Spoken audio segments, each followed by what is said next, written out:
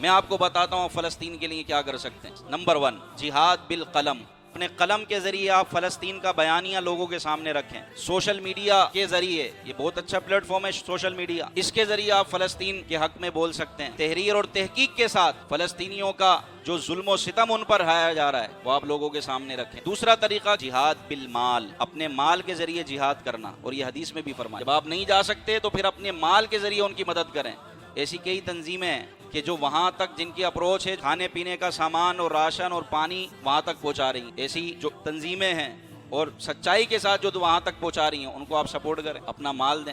آپ کی دعوت اسلامی اردن کے قریب، اردن کے بارڈر پر فلسطینیوں کے لیے ہسپتال بنا رہی ہے، FGRF پوری ہماری وہاں کیم UK کے ذریعے وہاں پر ٹیم پہنچی ہوئی ہے۔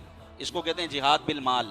تیسرا طریقہ فلسطینیوں کی مدد کرنے کا وہ ہے جہاد بالدعا، دعا کے ذریعے جہاد کرنا۔ جو نہ بیچارہ مال بھیج سکتا ہے، نہ بیچارہ خود جا سکتا ہے، تو اب وہ کیا کرے؟ مسلسل ان کے حق میں دعا کرے اللہ کی بارگاہ میں، اور ان کے خلاف بد دعائیں کرے اسرائیلیوں کے، کیونکہ نبی پاک صلی اللہ علیہ وسلم نے فرمایا دعا مومن کا ہتھیار ہے۔ تو کم از کم یہ کریں، مسلسل دعا کریں، اپنے گھروں میں دعا کا اہتمام کریں۔